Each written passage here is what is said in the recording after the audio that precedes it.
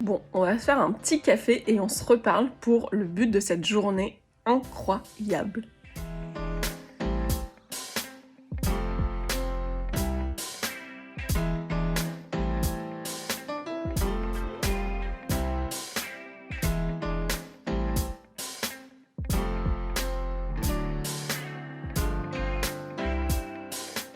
On croit que les cryptos, c'est la prochaine révolution économique et sociétale, mais concrètement, est-ce que c'est possible de passer une journée à Paris en payant exclusivement en crypto? C'est la question à laquelle je tente de répondre depuis le début de la journée. Ça fait plusieurs années que j'investis en crypto, c'est même mon métier que de produire du contenu pour vulgariser les cryptos pour que tout le monde comprenne mieux ce que c'est. Mais franchement, j'ai pas la moindre idée de savoir si c'est possible de passer une journée entière en payant en crypto. Et j'aimerais juste savoir concrètement comment ça se passe d'utiliser ces cryptos pour acheter des trucs. Est-ce que utiliser ces cryptos pour vivre et pas uniquement pour investir, pour moi, c'est à ce moment-là, quand on en sera arrivé là, que la crypto sera devenue en fait quelque chose de totalement adapté à notre monde, totalement mainstream, et ça sera à ce moment-là que la révolution elle aura lieu quoi. Mais j'avoue que je suis un peu inquiète parce que je sens quand même un peu venir la journée de galère. Parce qu'au fond, on est au tout début des cryptos. Et à mon avis, payer ton pain en crypto, c'est vraiment la dernière étape de l'appropriation du truc. On va quand même se rappeler qu'avant le Covid, on pouvait pas payer une baguette en sans contact. Il fallait avoir des pièces pour aller à la boulangerie. Alors, j'ai commencé ma journée en allant faire un petit tour sur internet pour savoir quelles étaient les activités qui étaient disponibles ou les sites qui référençaient les bars et les restaurants de la ville qui acceptaient les paiements en crypto. Ça c'est vraiment, mais c'est toujours pareil en crypto quoi. Genre les gens font des articles, on dirait que c'est fait que pour le référencement, toutes les phrases sont répétées 1 million de fois sauf qu'on comprend pas de quoi il s'agit, donc une application dédiée ou une application dédiée, mais j'ai pas la moindre idée de ce que c'est. Je pense que ça doit être genre une application, peut-être ils veulent dire Binance ou Coinbase ou j'en sais rien, trop bizarre. Ça m'a pas beaucoup aidé. Mais en faisant ces recherches, je me suis rappelé qu'il y a quelques mois, j'étais allée boire un verre sur la place du marché d'Aligre, dans le 12e à Paris, et que j'étais passée devant un bar qui avait un énorme néon Bitcoin qui ressortait du bar. Et du coup, je pense que je vais commencer ma quête par là. L'idée, ça serait d'y prendre un café, de payer en crypto et de pouvoir tranquillement écrire ma newsletter la semaine prochaine. Ça m'emballe pas des masses parce que le sujet, c'est quand même la fiscalité des cryptos et c'est un truc que je mets sous le tapis depuis des mois, de creuser ce sujet-là pour en parler à ma communauté. Et là, je sais que j'ai plus le choix, quoi. Donc, je m'occupe de ça. Bon, et ben nous, on va de ce pas, je vérifie que j'ai mes clés, ok, chercher notre café qu'on va payer en crypto. Oh putain, j'étais mal, j'avais oublié mon ordi. Ok, on y va.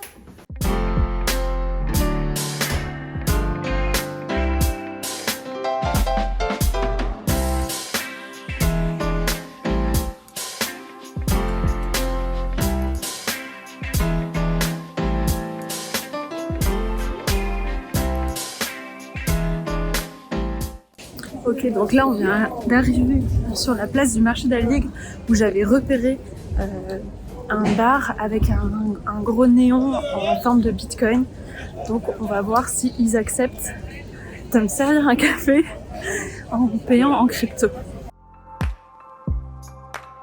Et là, on arrive devant le fameux bar. Moi, je suis persuadée que je vais pouvoir payer en crypto, rapport au panneau que tu as pu voir, sauf que en m'adressant à la personne qui tient le bar, qui est le propriétaire, je me rends compte que c'est le papa et que ce sont les enfants qui ont décidé de faire en sorte qu'on puisse payer en bitcoin dans leur établissement et qu'ils n'ont pas du tout expliqué à leur père comment est-ce que ça fonctionnait. Donc clairement, il aimerait bien me laisser payer en bitcoin, mais il peut pas parce qu'il sait pas comment ça marche. Et ma conclusion de cette première expérience ratée, quand même, c'est que même les gens qui vont vouloir permettre aux clients de payer en crypto, ils le font du coup par conviction à ce stade, parce que quand t'affiches des trucs de bitcoin, j'ai vu aussi des petites affichettes de bitcoin, enfin bref, c'était écrit bitcoin partout dans le bar, donc c'est vraiment par conviction, par soutien au projet. Et bien même ceux qui font ça, ils vont pas aller jusqu'au bout du délire en formant tous les gens qui bossent dans le bar à le faire, parce que je pense que personne demande à payer en bitcoin en fait.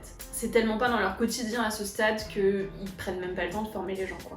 Du coup, direction un petit café de mon quartier dans lequel je vais me poser pour aller écrire du coup mon article de newsletter, et je vais leur demander aussi pour la forme si eux ils acceptent les paiements en crypto-monnaie. Alors on est sur un échec encore plus grand, même si c'était prévu. Sur ce bar, ils ont même pas entendu parler de ce que c'est que les crypto-monnaies, eux. C'est lunaire. Donc je me démoralise pas et je vais essayer ailleurs. Mais en attendant, je vais t'expliquer 2-3 trucs super importants. Tu sais que quand tu achètes et que tu revends des cryptos, tu dois payer en fait un impôt sur la plus-value que tu fais. C'est-à-dire si tu as acheté une crypto à 10 € et que tu la revends quand elle est à 20 €, tu as fait 10 € de plus-value et tu dois payer un impôt sur ça. C'est un impôt qui est à 30%, ça s'appelle la flat tax. Et donc moi, je me posais la question au début de la journée de savoir comment j'allais me démerder avec ce merdier d'imposition si je paye en crypto. Donc j'ai appelé un pote qui est fiscaliste. Merci. Bon, la bonne nouvelle les amis, c'est que si tu payes quelque chose en crypto dans le monde classique quoi, tu payes la TVA. Et comme tu payes la TVA, t'as déjà payé un impôt, et si t'as déjà payé un impôt, t'as plus besoin de payer cette putain de taxe sur la plus-value. Donc on est un peu libéré de ce truc-là. On arrive chez le fleuriste à qui je vais essayer d'acheter un bouquet en bitcoin.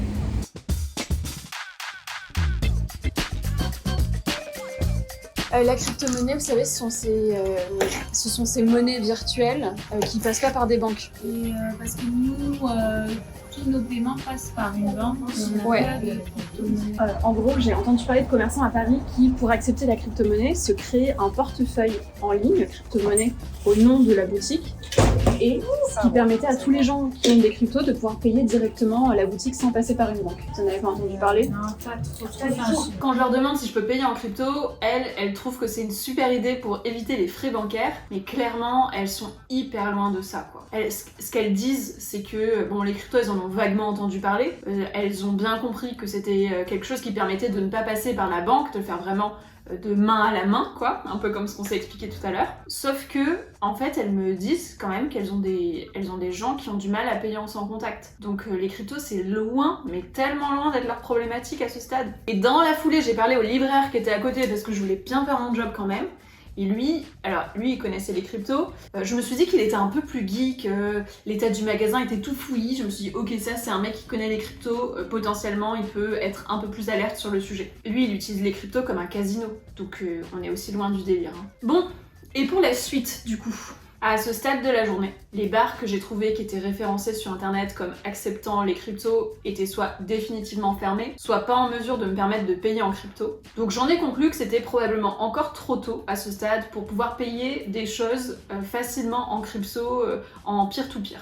Ça veut dire, tu sais, payer de la main à la main, quoi, comme quand tu donnes un billet. Du coup, je suis repartie sur mes recherches et j'ai cherché des alternatives. Je me suis demandé qu'est-ce qui était possible, du coup. Et en fait, si tu veux payer en crypto, il faut que tu trouves des intermédiaires qui vont transformer tes cryptos en euros au moment où tu payes. Parce que comme ça, pour le commerçant et dans le monde entier, c'est transparent. Eux, ils ont l'impression d'être payés en euros, ils savent pas du tout ce qui s'est passé. Et toi, tu peux utiliser tes cryptos. Et j'ai trouvé 2 solutions alternatives à ça. Bon, alors déjà, c'était bien ce que je pensais. Si t'as une carte bleue crypto, tu peux payer n'importe où en crypto. Et de ce que je vois, le moins cher, ça reste Binance, où tu vas payer que 0,1% au moment du paiement, tu sais, de la conversion entre crypto et du coup euros. Et ouais, il y avait plus de 300 cryptos disponibles pour faire ça. Ouais, bon, ok, je suis un boulet déjà, parce que je sais pas de carte crypto, et en fait, je me rends compte que, apparemment, le moyen le plus facile de faire ça, c'est ça. Donc, on va voir s'il y a d'autres moyens de payer des trucs en crypto que cette fameuse carte bleue que je vais de toute façon me commander. En fait, si on pense que les cryptos, c'est l'avenir, et que c'est aussi un moyen de paiement, faut pouvoir l'utiliser si t'en as besoin, quoi. Alors, bien sûr, il bénéficie pas des avantages d'être payé en crypto, du coup, mais ça, on peut convenir que ce sera dans une seconde étape d'acceptation de cette évolution là. C'est vraiment première étape, on est un club privé plutôt underground et il n'y a que nous qui savons ce que c'est que les cryptos. Deuxième étape, et pour moi à mon sens on en est là, hein, c'est une première phase de mise sur le marché grand public de l'univers crypto avec de plus en plus de projets qui ont des vrais impacts dans le quotidien de nos activités, avec des gens comme moi qui sont pas du tout des geeks qui vont pouvoir parler de ces sujets là. et avec des intermédiaires à ce stade qui vont permettre de nous, en tant qu'utilisateurs, de prendre l'habitude d'utiliser les cryptos dans notre quotidien. Et dans un second temps, ça sera vraiment quelque chose de totalement démocratisé d'après moi. Ça sera la dernière étape. Et la deuxième option que j'ai trouvée, c'est un autre type d'intermédiaire qui va venir transformer en fait tes cryptos en bons d'achat pour une communauté de commerçants qui ont décidé de faire partie de ce projet-là. Et donc j'ai vu qu'il y avait une expérimentation au centre commercial Beaugrenelle à Paris 15 pour justement pouvoir transformer tes cryptos en bons d'achat pour aller les dépenser dans le cadre du centre commercial. Et donc sur le site c'est hyper facile, tu peux payer directement en crypto pour pouvoir convertir ça en bon d'achat. Et donc, ce que je retiens de cette expérience, moi, c'est que... Bon, alors déjà, je pensais que ça serait assez compliqué, hein, cette quête, et c'est un lamentable échec, qu'on se le dise, mais c'était vraiment tellement plus compliqué que ce que je pensais. Je crois que moi, à force de baigner dans l'univers de la crypto, même si je suis très loin d'être une geek, j'ai oublié à quel point les considérations des gens, c'est très loin de l'univers de la crypto, et du coup on est encore en phase totalement de découverte du sujet, ce qui me fait dire qu'il y a encore un potentiel énorme d'opportunités, de croissance avec le marché, mais que oui, en fait, comme on est en phase 2 d'appropriation du sujet, on passe encore par des intermédiaires, et donc je suis contente d'avoir trouvé deux alternatives à cette situation que j'avais pas imaginée aussi complexe. Et ce que je te propose, c'est évidemment de t'abonner pour passer la prochaine étape d'appropriation du sujet avec moi et vivre des expériences pour découvrir l'univers de la crypto, en fait en toute simplicité, sans être geek, sans parler avec des mots compliqués, etc. J'espère que ça t'a plu. Salut!